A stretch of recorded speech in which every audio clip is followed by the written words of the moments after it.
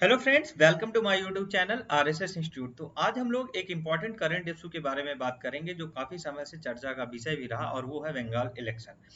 Bengal election भी हो गए और रिजल्ट भी आ गया। बंगाल इलेक्शन के साथ 5 और विधानसभाओं का रिजल्ट भी आया। देखते हैं कि हम आज जो बात करने वाले हैं कि वेस्ट बंगाल इलेक्शन के बारे में ही सिर्फ बात करेंगे।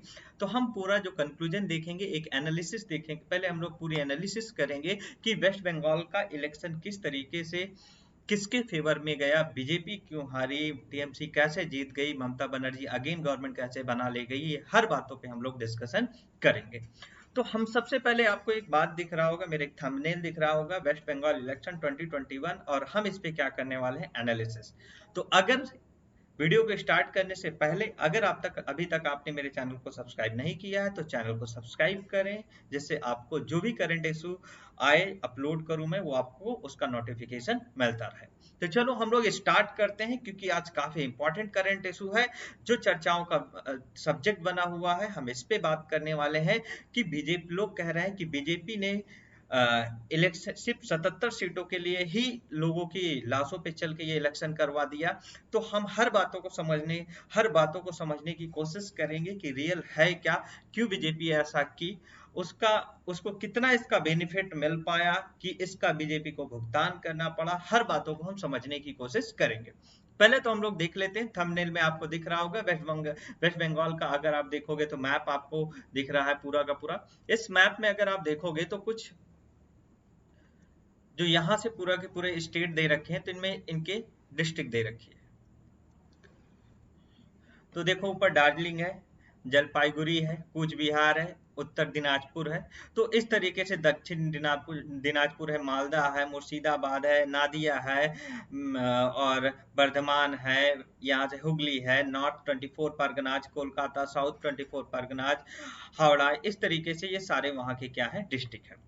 अब हम कुछ बातों को आगे यहाँ से समझें, तो अगर देखें तो हमें ये इंडिया का क्या है, पहले अगर आप लोग थोड़ा सा इसके बारे में जानते होंगे वेस्ट बंगाल, तो पहले पूरा एक बंगाल होता था, इसमें ईस्ट बंगाल होता था और ये वेस्ट बंगाल होता था। ईस्ट बंगाल को आज प्रेजेंट टाइम में बांग्लादेश हम लोग कहते हैं, और वेस्ट बंगाल हमारा इतना है। पहले रियल में अगर देखा जाए तो 1947 में ये एक पाकिस्तान का हिस्सा था। 1971 में आपको पता है ये बांग्लादेश बन गया, ये पाकिस्तान से अलग हो गया। ठीक है। तो अब यहां से अगर देखेंगे तो आप ये पूरा का पूरा एक, अगर इसके मैप को देखो तो ये पूरा एक वर्टिकल फॉर्मेट में हमको मैप दिख रहा है। ये वाले रीजन अगर देखोगे तो काफी पतले हैं, ये थोड़ा सा ठीक ठाक रीजन दिखता है, मतलब यहाँ पे डिस्ट्रिक्ट ज्यादा है। इसमें अगर आप देखोगे तो एक एक करके इस तरीके से आपको ये दिख रहा होगा, यहाँ पे ये वाले पूरे रीजन में एक केवल डिस्ट्रिक्ट है, फिर यहाँ पे है, ये इस तरीके से आपको दे रखा है। अब हम यहाँ से बातों को समझने की कोशिश करेंगे। पहले हम यहां से देख लें कौन कौन सी पार्टियां थी जो इस इलेक्शन में पार्टिसिपेट की। तो अगर हम देखें तो हम कुछ मेजर पार्टी के बारे में बात करेंगे। सबसे पहली बात हम करेंगे टीएमसी। और टीएमसी किसकी पार्टी है, आपको सबको पता है, ममता बनर्जी इसकी हेड थी। और ममता बनर्जी यही इलेक्शन इस बार जीती, और इन्होंने कितने सीट गेन किया, अगर देखें तो 213 सीटें लेके आई। अगर बीजेपी की तरफ से देखें तो बीजेपी की तरफ से जो चेहरा था, दिलीप घोष का चेहरा था। अगर इनको देखा जाए तो इन्होंने सिर्फ 77 सीटें देखी, मतलब 77 सीटें ही सिर्फ ये जीत पाए। और अगर देखें सीपीआई की तरफ से सूर्यकांता मिश्रा थे, जो कि इनका कोई, इनके बारे में बात करना ही बेकार है, इन सब का काम हो गया, काम तमाम हो गया। एक अधीर रंजन चौधरी, जो ये आईएनसी की तरफ से लीड रोल पे थे। ठीक है। इनके बारे में ये भी बात करना बेवकूफी है, क्योंकि इनका भी काम तमाम हो चुका है, ये बेकार पार्टियां हो गई हैं।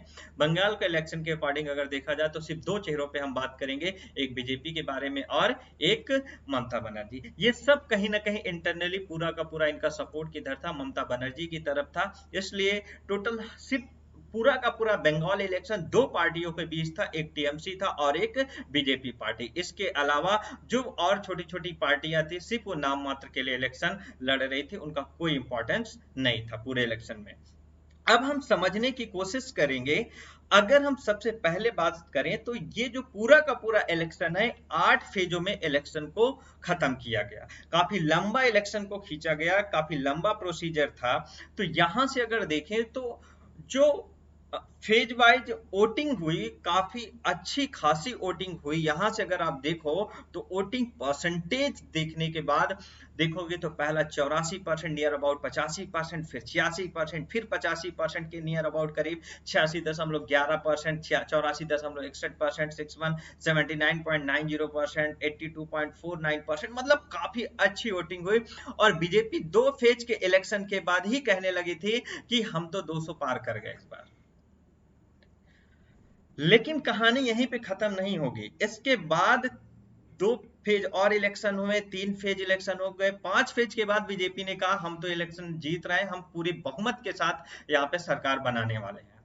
और ऐसे ऐसे फेज करके 8.5 फेज इलेक्शन हो गए। और बहुत सारे अगर आप देखोगे तो एग्जिट पोल आए जिसमें ये दिखाया गया किसी में बीजेपी को जिता दिया गया, किसी में अगर देखा जाए किसी एग्जिट पोल में तो बीजेपी और टीएमसी को लगभग इक्वल सीटें दे दी गई, और किसी में थोड़ा 10-12 सीटें 20 सीटें एग्जिट पोल के अकॉर्डिंग टीएमसी को ज्यादा दी गई, मतलब एक टक्कर दिखाया गया। लेकिन उसका हुआ जस्ट अपोजिट। टीएमसी ने क्या किया, 213 सीटों के साथ पूरे इलेक्शन में एक बहुमत हासिल करके अपनी सरकार बना ली। अगर हम टोटल देखें तो 8 फेजों के इलेक्शन में 81.87% टोटल वोटिंग हुई। अब हम यहां से बातों को समझेंगे। 81.87% वोटिंग हुई, मतलब सिर्फ अगर ओवरऑल देखा जाए तो 18% ही लोग घर से बाहर नहीं निकले, नहीं घर पे ही थे। और ये कौन सा टाइम चल रहा था, आप लोग सब जानते हो, इस टाइम कोरोना का फेज चल रहा है। इस टाइम कोरोना अपने पीक पे चल रहा है। ये इलेक्शन हुए 15 अप्रैल से, अगर देखोगे तो इलेक्शन हमारे, मतलब आप कोरोना का पीरियड अगर देखोगे तो 5 अप्रैल से लेकर प्रेजेंट टाइम में तो चल ही रहा है, ये 2 मई तक, मतलब काफी पीक पे कोरोना अपने चरम पे पहुंच चुका था। तो इस टाइम पीरियड में इतनी वोटिंग होना ये काफी अच्छी बातें हैं कि मतलब लोग जागरूक थे, लोगों के अंदर एक इच्छा थी कि किसकी गवर्नमेंट बनाई जाए। ठीक है, तो अब आप ये समझ ही गए होंगे कि गवर्नमेंट रियल में किसकी बनाई गई, टीएमसी की गवर्नमेंट बनी। तो लोगों ने वोटिंग भर भर के दिया, और सिर्फ वोटिंग किसकी तरफ हुई, टीएमसी की ओर। सिर्फ 2 पार्टियों की तरफ वोटिंग हुई, मतलब लोगों ने ये मन ही बना लिया था सिर्फ हमें या तो बीजेपी को वोट देना है या तो टीएमसी को वोट देना है, और किसी को वोट ही नहीं देना। तो अब समझते हैं कि किस तरीके से जनरली ये पार्टियां इलेक्शन में सीटें पाई। अगर देखा जाए तो आपको पता होगा 213 सीटें टीएमसी की थी, एक सीट उससे जो सहयोगी था दल था उसकी थी, तो टोटल 214 सीटें मिली। अगर हम यहां से देखें तो बीजेपी की भी टोटल 77 सीटें हैं, और 77 सीटें ही हैं। इसमें अगर देखा जाए तो आपको अभी हम बात करेंगे, बीजेपी अगर इसके पहले वाले विधानसभा में केवल 3 सीट पाई थी, और 3 सीट से इसने कहां तक का अपना सफर तय किया, 77 सीटों का सफर तय किया। अब हम बातों को समझते हुए चलेंगे। रिजल्ट तो हमने देख लिया कि क्या कहानी है रिजल्ट की। अब अगर आप देखोगे तो इसके अलावा कोई पार्टी नहीं है, किसी को कुछ सीट नहीं मिला, मतलब यहाँ पे सिर्फ सबको 0-0 लड्डू खाने को मिला, और किसी को कोई पार्टी नहीं मिली, सॉरी किसी को कोई सीट यहाँ पे नहीं मिली। क्लियर है इतनी बात? अब हम बातों को समझते हैं। यहां से अगर हम रीजन वाइज देखें कि आखिर ऐसा क्या रीजन था कि बीजेपी इतना सब कुछ करते हुए लोगों की जान को भी देखा नहीं, कोरोना को भी नहीं सोचा, कोविड-19 जो इतनी बड़ी पैंडेमिक चल रही है, इतनी बड़ी महामारी है, उसने ये नहीं सोचा, और इलेक्शन कमीशन ने भी इन बातों पे ध्यान नहीं दिया और इलेक्शन कंप्लीट कराया। आज सिचुएशन ये बन चुकी है कि आपने अगर अभी तो थोड़ा सा इस टाइम प्रेजेंट टाइम में अगर देखा जाए तो कुछ कंट्रोल हुआ है, वरना सिचुएशन ऐसी बन गई थी, लोग मरने लगे थे, और हर घर में लोग प्रेजेंट टाइम में बीमार हो चुके हैं। और ये अगर कहीं ना कहीं देखा जाए तो इसकी सारी की सारी रिस्पॉन्सिबिलिटी सिर्फ 2 लोगों पे थी। एक, इलेक्शन कमीशन ने इलेक्शन को पोस्टपोन नहीं किया, जो इसका भुगतान बीजेपी को करना पड़ा, और सेंट्रल गवर्नमेंट ने भी इलेक्शन को पोस्टपोन करने की नहीं सोचा। अगर ये इलेक्शन ना हुए होते तो कहीं ना कहीं जितने भी पॉलिटिशियन थे, बीजेपी ने वेस्ट बंगाल और जो 5 जो विधानसभाओं में इलेक्शन थे जहां पे सारे लोगों को लगा के रखा था, क्योंकि कई जगह पंचायती इलेक्शन भी चल रहे थे, पूरे यूपी में पंचायती इलेक्शन भी चल रहे थे, तो वहां पे भी बीजेपी के कई सारे बड़े बड़े लीडर लगे हुए थे। मतलब कोविड-19 की तरफ किसी का कोई ध्यान ही नहीं था, सारा का सारा ध्यान किधर था, इलेक्शन की तरफ था। और ये हमारी मूर्ख जनता वही है इनका सारा ध्यान किधर लगा था, इलेक्शन की तरफ, और भी फिर बाद में होता क्या है, दोस्तों सिर्फ पार्टियों को ही दिया जाता है, इनका भी ध्यान पूरा इलेक्शन की ही तरफ था। इसका नतीजा ये देखने को मिला कि कोविड 19 गांव गांव तक मतलब कोरोना गांव गांव तक फैल गया, और हॉस्पिटल में पेशेंट को एडमिट करने के लिए जगह तक नहीं रही, ऑक्सीजन की किल्लत झेलनी पड़ गई। अगर इधर ध्यान नहीं हुआ होता, इलेक्शन की तरफ ध्यान नहीं दी होती पार्टियां, अगर सभी पार्टियों के जितने भी मेंबर हैं, सबका ध्यान अगर कोरोना की तरफ होता तो शायद ये हाल नहीं हुए होते, हर चीज कंट्रोल कर लिया गया होता। मोदी जी भी लगे व्यस्त थे इलेक्शन, बंगाल इलेक्शन में। ये सब करने के बाद भी बीजेपी केवल 77 सीटों में ही क्यों लटक गई? अगर बीजेपी के पॉइंट ऑफ व्यू से देखा जाए तो बीजेपी ने 3 सीटों से 77 सीटों का सफर तय किया। लेकिन अगर हम, जैसे अमित शाह ने कहा था, हम तो इस बार 200 पार कर गए, 200 सीटें लेके आ रहे हैं, अगर उनके अकॉर्डिंग समझा जाए, मतलब जो भी बीजेपी ने तो ये सोच के रखा था कि हम इस बार सरकार बना रहे हैं बंगाल में, अगर उसके अकॉर्डिंग देखा जाए तो मतलब बीजेपी को हार का मुंह देखना पड़ा। तो अब हम उन बातों को समझेंगे। टीएमसी, ममता बनर्जी अगेन सरकार बना ले गई। वैसे ममता बनर्जी काफी एग्रेसिव है, वहां पे काफी चीजें अगर देखा जाए तो हिंदू के रिस्पेक्ट में सही नहीं चल रही हैं, उसके बारे में भी हम बात करेंगे कभी, लेकिन अभी इलेक्शन के बारे में हम सिर्फ डिस्कशन करते हैं। अब बातों को समझते हैं। अगर देखा जाए तो यहाँ पे जो बीजेपी है, बीजेपी ने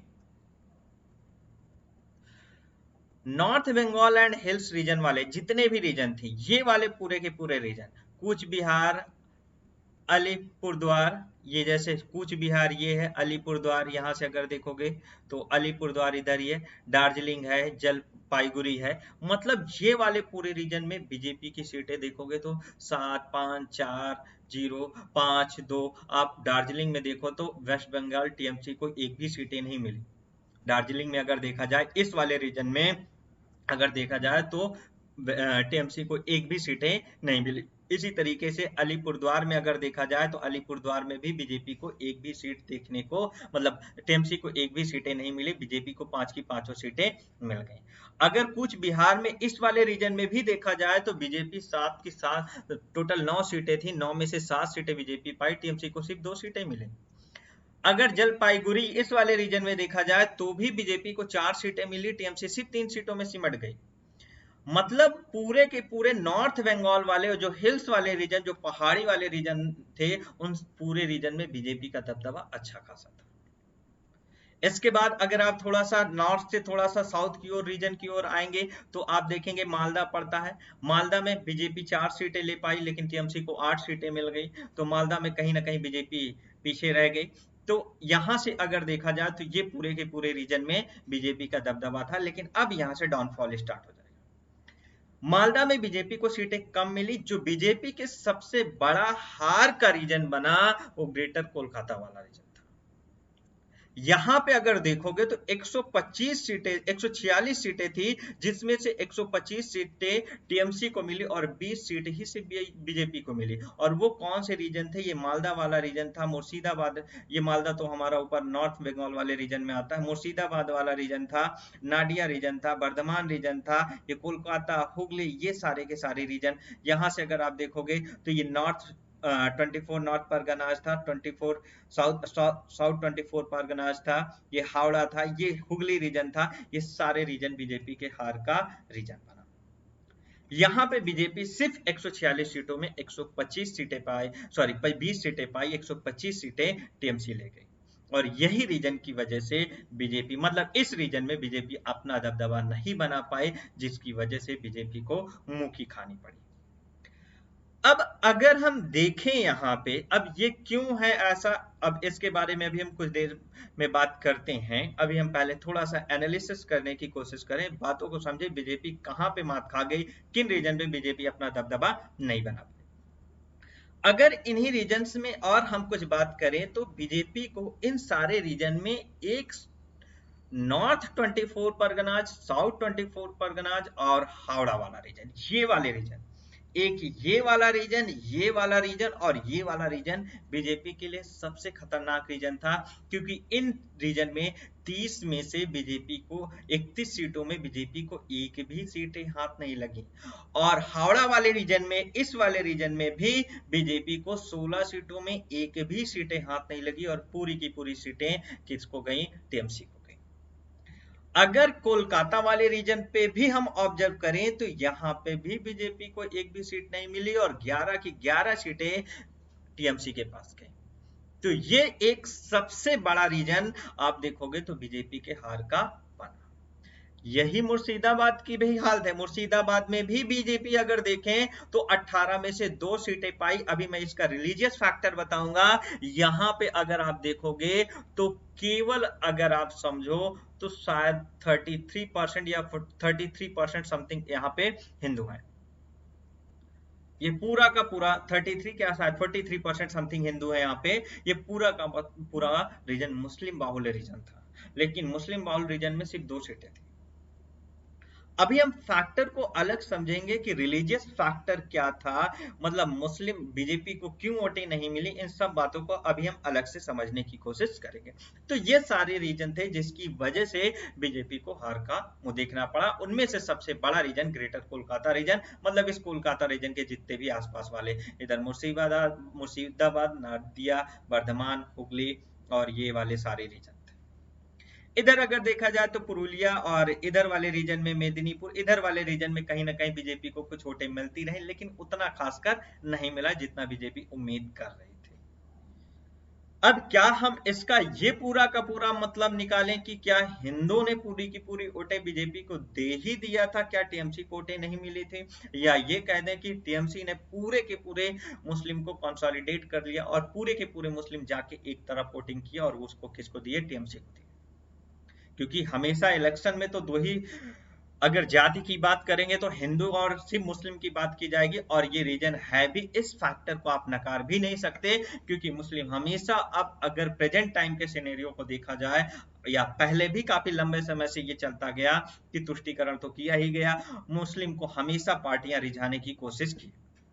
बीजेपी पहले ये काम नहीं करती थी, लेकिन अब बीजेपी के अंदर कांग्रेसी के गुण आने लगे हैं, जिसकी वजह से बीजेपी भी अब मुस्लिमों को रुझाने की कोशिश करने लगी। पहले तो बीजेपी की ये शब्द ही रहा करते थे कि मुस्लिम वोट नहीं करेंगे, हमें सिर्फ हिंदू वोट से जीतना है। तो लेकिन अब बीजेपी भी कहीं ना कहीं सेकुलर पार्टी बनने की कोशिश करने लगी है, वो हिंदुत्व वाले चेहरे को हटाने की कोशिश में लगी है। तो इस बात को भी अभी हमें आगे समझना है।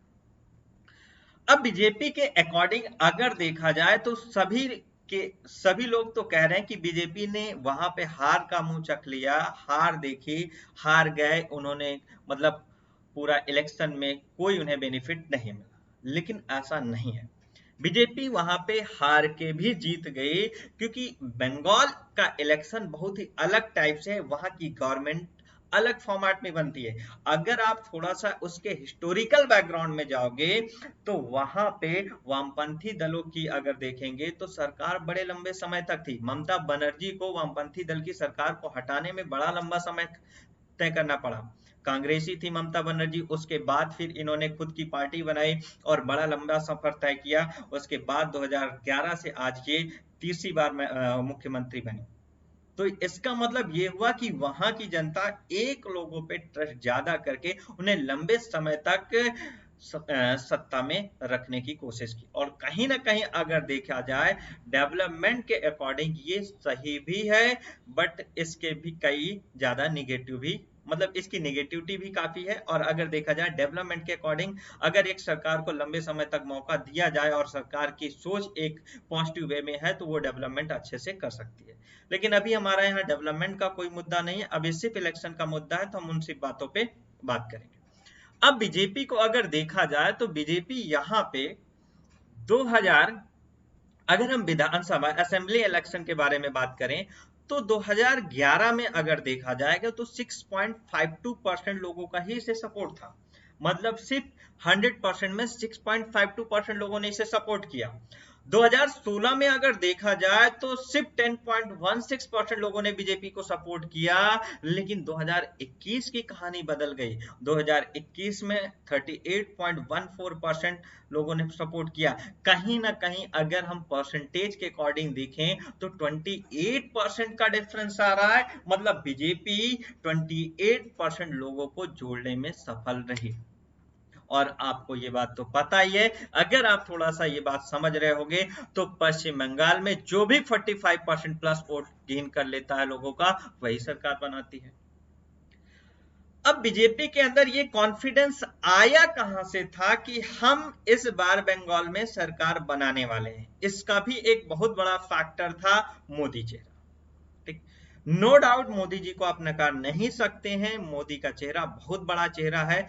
अगर हम देखें तो बीजेपी आज प्रेजेंट टाइम में पूरी की पूरी, अगर ये एक तरीके से समझ के चलो, लोगों को वोट पड़ती है तो सिर्फ दो चेहरे की वजह से, मोदी एंड अमित शाह। ठीक है, बीजेपी के जितने भी पॉलिटिशियन हैं, उनके अंदर जितने भी नेता आते हैं, लोग सिर्फ दो चेहरे को वोट देते हैं, एक मोदी और एक अमित शाह को देके। इसके अलावा कभी उनके पॉलिटिशियन को नहीं देखा जाता। यही रीजन है कि उनके पॉलिटिशियन के घमंड आज प्रेजेंट टाइम पे चरम पे है। उनको लगता है जब मोदी जी हैं तो हम काम करें ना कहें, लोग तो हमें जिता ही देंगे। लेकिन इसका सीन अपोजिट हो चुका है, जनता ने अपने मन बदलने लगी है और इसका नतीजा हम देखते हैं और समझते हैं। 2014 में जब बीजेपी ने, अगर देखा जाए लोकसभा इलेक्शन में अगर देखेंगे तो 17.02% ही वोट गेन किया था। अगर उस टाइम देखा जाए तो मोदी बहुत बड़े, पूरे इंडिया में बहुत बड़ा चेहरा बन के उभरे थे और पूरे देश में एक तरीके से ये समझ के चलो सिर्फ मोदी मोदी मोदी ही चल रहा था। लोग चेंज पसंद करना चाह रहे थे उस टाइम, लोग पूरी की पूरी सरकार को चेंज करना चाह रहे थे, सेंट्रल गवर्नमेंट चेंज करना ही था लोगों को। तो उन्होंने, अगर देखा जाए तो हर स्टेट में बीजेपी ने अच्छा परफॉर्मेंस किया था, लेकिन वेस्ट बंगाल में उसे 17.02% ही वोटिंग परसेंटेज मिला था। मतलब अगर लोकसभा में उतनी सीटें नहीं आई। अभी हम सीटों के बारे में भी बात करेंगे कितनी सीटें पाई। लेकिन 2019 में इस वाले इलेक्शन में, जो अभी प्रेजेंट टाइम में अगेन मोदी गवर्नमेंट बनी, अगर देखा जाए तो इन्होंने 40% वोटिंग, अगर देखें लोकसभा के इलेक्शन में 40.25% वोटें गेन की। मतलब यहीं से बीजेपी का जो कॉन्फिडेंस लेवल है वो हाई होता गया और इन्होंने सोचा कि हम 2021 के इलेक्शन को जीत लेंगे। और इनके नेताओं ने अगर देखें तो वो स्ट्रैटेजी जो 2019 में थी, उसी स्ट्रैटेजी को फॉलो करने की कोशिश किया। लेकिन अभी हम बाद में समझेंगे बातों को कि अगर लोकसभा इलेक्शन में देखा जाए तो मोदी चेहरा था और लोगों को, क्योंकि ये पता था कि प्रधानमंत्री तो मोदी जी ही बनेंगे, इसलिए लोगों ने इतनी अच्छी खासी वोटिंग की। लेकिन विधानसभा के इलेक्शन में बीजेपी के पास कोई बड़ा चेहरा न होने की वजह से, जैसे आज प्रेजेंट टाइम में ममता बनर्जी का चेहरा, टीएमसी की ओर से ममता बनर्जी का चेहरा था, वो बीजेपी की तरफ से कोई बड़ा चेहरा न होने की वजह से वहां की जो जनता का विश्वास था वो प्राप्त नहीं कर पाई बीजेपी। एक कहते नहीं है कि जब कोई बड़ा चेहरा होता है तो लोगों को विश्वास होता है कि यार हमें अगर कोई समस्या आएगी तो वो हमें इन समस्याओं से उभारेंगे, और वो बड़ा चेहरा ना होने की वजह से ही बीजेपी को सबसे बड़ी हार का मुंह देखना पड़ा। नो डाउट मोदी जी, अमित शाह, ये कह दो कि पूरे के पूरे देश के जो बीजेपी नेता थे वो सारे वेस्ट बंगाल की तरफ गए, मतलब वहां पे रैलियां की, सब कुछ किया। लेकिन लोगों को, जनता को तो ये पता ही है ना, आज ये सिर्फ रैली करने आए हैं, कल का कौन देखेगा। और ममता बनर्जी का ये एक भाषण भी है कि आज तो ठीक है, आज तो आप लोग मेरे अपोजिट जा रहे हो, इलेक्शन के बाद तो मैं ही रहूंगी, फिर मैं सबको देख लूंगी। और ममता बनर्जी का इतिहास है, वो काफी एग्रेसिव लेडी है और जिसलिए आयरन लेडी उन्हें इसीलिए लोग कहते हैं। तो इस बात को हमें समझना है, इसे हम नकार नहीं सकते हैं कि ऐसा क्यों है। अब चलो हम आगे बात को समझते हैं। एक सबसे बड़ा अगर देखें तो हम अभी लिटरेसी रेट के बारे में समझें। क्या ऐसा है कि वहां पे बंगाल में लोग पढ़े लिखे नहीं है इसलिए ममता बनर्जी को वोटिंग किया? ऐसा नहीं है। बंगाल में अगर देखा जाए तो लिटरेसी रेट भी काफी हाई है, मतलब अगर देखें तो आप देख रहे होंगे 87.66 87.14, मतलब लिटरेसी रेट हाई है वहां पे। ऐसा कुछ नहीं है कि लोग एजुकेटेड नहीं है, ठीक ठाक एजुकेशन सिस्टम है वहां पे, मतलब लोग ठीक ठाक एजुकेटेड है, जनसंख्या है एजुकेटेड, ऐसा कोई इसमें नहीं हम कह सकते। तो ये फैक्टर भी हमारा गलत है। अगर हम देखें जहां जहां जिस रीजन में बीजेपी हारी, एक साउथ 24 परगनाज और नॉर्थ 24 परगनाज, अगर हम इनमें देखने की कोशिश करें तो यहाँ पे भी अच्छी खासी, अगर आप देखोगे कोलकाता रीजन है, यहाँ पे भी अच्छी खासी अगर देखोगे तो लिटरेसी रेट है, तो इसका कोई इंपॉर्टेंस नहीं है, ठीक है, हम इसे नहीं कह सकते। एक फैक्टर जो सबसे बड़ा फैक्टर माना जाता है हिंदू और मुस्लिम, क्या जहां जहां पे बीजेपी हारी, क्या वहां मुस्लिम पॉपुलेशन ज्यादा थी इस वजह से बीजेपी हारी, कि ऐसा नहीं था, ठीक है, ऐसा नहीं था, ऐसा कोई रीजन नहीं था कि हिंदुओं ने वोट नहीं दिया टीएमसी को, हिंदुओं ने भर भर के वोट दिया। लेकिन आप एक बात समझ के ये चलोगे कि जितनी भी मुस्लिम पॉपुलेशन थी या कि अदर भी जो कास्ट थी, वो सारी की सारी कास्ट अगर जातियां देखेंगे तो कंसोलिडेट होके टीएमसी की ओर ही गई। यहां तक कि लोग ये भी कहते हैं कि जो बीजेपी के संगठन में कुछ मुस्लिम थे वो भी पूरी की पूरी तरीके से टीएमसी समर्थित थे। और बीजेपी के हारने का ये भी एक सबसे बड़ा रीजन माना जाता है कि बीजेपी का वहां पे कोई संगठन ही नहीं था, कोई उनके पास, बीजेपी के पास पश्चिम बंगाल में कोई ज्यादा नेता ही नहीं थे, जिसकी वजह से वो वहां पे लोगों से जनसंपर्क बना के अपनी बातों को रख सके, ये भी एक बहुत बड़ा रीजन माना जाता है। क्योंकि आप कहीं किसी जगह बाहरी नेताओं को बुला के लोगों से आप कितना मिल लेंगे, लोगों के दिमाग में आप कितना ब्रेन वॉश किसी का कर पाएंगे, पॉसिबल नहीं है। ये सारा रीजन था। अगर आप देखोगे तो हर रीजन में जहां पे अगर देखें तो जहां टीएमसी ने अच्छी खासी सीटें गेन की, वहां पे भी हिंदू पॉपुलेशन अच्छी खासी 73.46। अगर वर्धमान में देखें वहां पे भी, साउथ 24 परगनाज में देखें वहां 63.17, मतलब 37% नियर अबाउट कहीं अगर देखोगे मुस्लिम और अदर जातियां थी, और ये 37 पॉइंट समथिंग अगर देखा जाए तो टीएमसी को कितने परसेंट लोगों ने वोट दिया, 47% वोटिंग टीएमसी को हुई, टीएमसी के फेवर में 47% गया। अगर ये 47% गया तो इसका मतलब ये हुआ, अगर 37% मान लेते हैं, इसका 30% भी वोट बीजेपी टीएमसी को गया होगा, जो 37% वोटिंग वाली पॉपुलेशन है, 30 नहीं गया होगा, 26-27 भी गया होगा, तो इतने बड़े 77% या 73% या 63% वाले पॉपुलेशन से अगर 20% पॉपुलेशन भी मूव कर गई होगी, मतलब हिंदू का थोड़ा भी बंटवारा हुआ होगा, तो वहां टीएमसी जीत जाएगी। क्योंकि अगर देखा जाए तो बीजेपी के लिए इलेक्शन सिर्फ कितनी वोटों पे था, सिर्फ 63.17% पे था। अगर देखें तो हिंदू पॉपुलेशन जिस रीजन में, जैसे नॉर्थ 24 परगनाज था, तो बीजेपी को वोट तो सिर्फ 73.46% में ही मिलने वाला है ना, अदर कास्ट की वोटिंग तो उसे जल्दी मिलती नहीं है।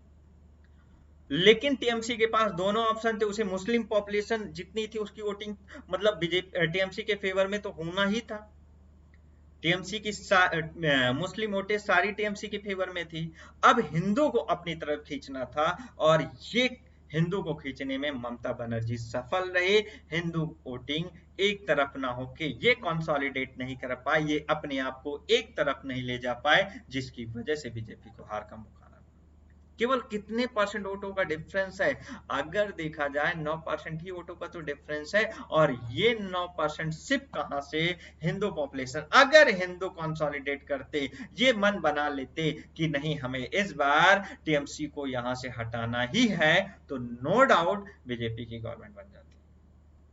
हम ये भी, अगर आप देखोगे जिन लोगों ने भी अगर वोटें देखेंगे, तो ऐसा नहीं कि 200, 400, 500, 600 वोट से टीएमसी के नेता जीते हैं, बड़ी लंबी लंबी वोटों से जीते हैं। कोई 50,000 से जीता है, कोई 70,000 से जीता है, कोई 30,000 वोटों से जीता है। वोटिंग काफी अच्छे वोटों से जीते हैं। तो ऐसा नहीं है कि हम इतना कह दें कि ये सिर्फ थोड़ा बहुत ही मार्जिन है, बहुत बड़ा मार्जिन है। इसलिए क्योंकि हिंदू पॉपुलेशन एक तरफ नहीं जा पाई और ये पूरी डिस्ट्रीब्यूट हो गई, और डिस्ट्रीब्यूट होने का मतलब सिर्फ इसका दो डिस्ट्रीब्यूशन हुआ, एक टीएमसी की तरफ और एक बीजेपी की तरफ। क्योंकि बीजेपी अगर मान लो नॉर्थ 24 परगनाज में 73.46% है, तो बीजेपी को तो इन्हीं में से वोट लेनी थी, और उसे पता है कि इनमें से मुझे कम 50% वोटें चाहिए। अब 73.46 में 50% वोट पाना इतना आसान तो है नहीं ना। तो इसलिए ये सारे फैक्टर थे इसमें, क्योंकि वोटिंग भी कितने परसेंट एवरेज, अगर 80% हम मान के चले, 80% में उसे कितना परसेंट, 50% गेन करना था। और इसमें हिंदू मुस्लिम, मतलब एक तरीके से आप ये समझ के चलो, अगर पूरी की पूरी हिंदू वोटें कंसोलिडेट नहीं हो गई, एक तरफ नहीं जाएंगी, तो पॉसिबल नहीं था। ये सारा रीजन हमने समझा। अब अगर देखें तो जहां जहां पे बीजेपी जीतती, जैसे कूच बिहार था, ठीक है, अगर दार्जिलिंग था, मतलब ऐसे कुछ रीजन के बारे में मैं और बात करूंगा। एक मालदा रीजन है, यहाँ पे आप हिंदू पॉपुलेशन देखो 47.99% है, मतलब पूरी मुस्लिम पॉपुलेशन, मुस्लिम डोमिनेटिंग वाला रीजन आ गया ये। यहाँ पे अगर देखोगे उत्तर दिनाजपुर, यहाँ पे भी पूरी मुस्लिम पॉपुलेशन है, मैक्सिमम 50%, यहाँ पे भी 50%। एक मुर्शिदाबाद जो बहुत बड़ा रीजन है, यहाँ तो 33.21% ही केवल हिंदू पॉपुलेशन रह गई। मतलब आप समझ रहे हो, 33.21% का मतलब मैक्सिमम मुस्लिम पॉपुलेशन है। और आप ये देख भी चुके हो कि मुर्शिदाबाद में अगर देखें तो 20 सीटें थी और 20 में से 18 टीएमसी को मिली हैं। नॉर्थ 24 परगनाज में 33 सीटों में 28 सीटें, लेकिन यहाँ हिंदू पॉपुलेशन 73.46% थी। इसका मतलब हिंदू पॉपुलेशन टीएमसी की ओर मूव कर गई। तो ये सारे फैक्टर हैं, इस तरीके से हम लोग एनालिसिस करते हैं। अब अगर इसी फॉर्मेट से देखा जाए तो साउथ 24 परगनाज में 31 में से 30 सीटें बीजेपी टीएमसी पाई। अगर देखा जाए तो यहाँ पे हिंदू पॉपुलेशन 63.17, मतलब 37% मुस्लिम पॉपुलेशन, मतलब अगर 37 में से 30% भी मुस्लिम पॉपुलेशन अगर रही होगी, अदर कास्ट वाली पॉपुलेशन टोटल मिला के अगर टीएमसी की ओर मूव की, तो इसका मतलब सिर्फ 17% हिंदू पॉपुलेशन मूव करना था, तो इतनी परसेंट मूव कर गई होगी, इसमें कोई बहुत बड़ी बात नहीं रही। एवरेज के अकॉर्डिंग हम इसे इस तरीके से समझते हैं। तो ये सारे रीजन थे, इस तरीके से हम बातों को समझ सकते हैं। तो ओवरऑल अगर देखा जाए तो आज प्रेजेंट टाइम में एक सबसे बड़ा फैक्टर अगर देखेंगे तो बंगाल इलेक्शन बीजेपी के हारने का देखा जाए, तो ओवरऑल अगर बीजेपी के पॉइंट ऑफ व्यू से देखा जाए तो कहीं बीजेपी हारी नहीं है, क्योंकि उसने 3 सीटों से 77 सीटों का सफर तय किया, मतलब 74 सीटें गेन की। टीएमसी अगर देखें तो लास्ट टाइम भी 200 प्लस सीटें थी, इस बार भी 200 प्लस सीटें हैं, वो वहीं पे रह गई, लेकिन बीजेपी अपने सीटों में गेन किया। सारा नुकसान कौन भुगता? कांग्रेस भुगती। कांग्रेस की सीटें एकदम साफ हो गई, जीरो में आ गई। तो अब हमें यहां से कुछ बातें ये समझनी है। जैसे ही इलेक्शन खत्म हुआ, आपने इलेक्शन की वोटिंग लगभग ये समझ के चलो 12-1 बजे 2 बजे के बाद से जो लोगों को, हिंदू लोगों को डर था वही होना स्टार्ट हुआ। वहां पे अगेन ममता बनर्जी के जितने भी मुस्लिम समर्थक थे वो सारे हिंदू घरों में घुसने लगे। ये सारा आप देख ही रहे होगे, न्यूज चैनल सुन रहे होगे। तो ये सारे फैक्टर की वजह से अगर देखेंगे तो आने वाले टाइम में नो डाउट बीजेपी कहीं ना कहीं पश्चिम बंगाल में अपना दबदबा मजबूत करेंगे। इतना आसान नहीं है, अभी बीजेपी को कई काम करने होंगे, वहां पे अपना संगठन मजबूत करना होगा। कई सारे फैक्टर हैं जो बीजेपी को मजबूत करने होंगे। बीजेपी का अभी अगर वेस्ट बंगाल में देखा जाए कोई संगठन नहीं है, कोई संगठन का कोई वहां पे सपोर्ट नहीं है, जिसकी वजह से बीजेपी अपना वहां पे पैर नहीं जमा पा रही है। अगर हम हिंदू के अकॉर्डिंग सोचें, यहां से इस इलेक्शन में टोटल कंक्लूजन निकालें, अगर हम हिंदू को लेकर सोचें और एक मुस्लिम के लिए तो नो डाउट ममता बनर्जी तो बेस्ट है, लेकिन हिंदू फैक्टर को देखें, वहां पे हिंदू पॉपुलेशन नियर अबाउट अभी भी प्रेजेंट टाइम में अगर आप देखोगे तो 70% करीब है। अब 70% हिंदू पॉपुलेशन होने के बाद भी कहीं ना कहीं अगर देखें तो वहां मुस्लिमों का डर बना हुआ है। इसका मतलब ये हुआ कि जो वहां की गवर्नमेंट है वो मुस्लिम की तरफ मोटिवेट ज्यादा है, या मुस्लिम को ज्यादा तवज्जो देती, हिंदू को तवज्जो नहीं देती। यही रीजन था कि इस बार लोग सोच रहे थे कि बीजेपी वहां गवर्नमेंट बनाने में सफल हो पाएगी, लेकिन हिंदू की पॉपुलेशन डिस्ट्रीब्यूट होने की वजह से वो पॉसिबल नहीं हो पाया। और अब आने वाले समय में अगर हिंदू भाइयों ने ये बातें नहीं सोची कि बीजेपी की फेवर में नहीं गई, तो आने वाला समय उनके लिए काफी कठिन हो जाएगा। तो तो चलो आज हम लोग इतनी ही बात करते हैं। अब हम लोग नेक्स्ट वीडियो में आगे बात करेंगे। तो आज हम लोगों ने बंगाल इलेक्शन का एक कंक्लूजन भी समझा और हमने बीजेपी की कमियों को भी समझा और क्या रीजन था जिसकी वजह से बीजेपी हार गई, उन सब बातों को समझने की कोशिश किया। तो चलो फिर मिलते हैं नेक्स्ट वीडियो में। अगर आपको मेरा वीडियो पसंद आ रहा है तो प्लीज वीडियो को लाइक करें और शेयर करें।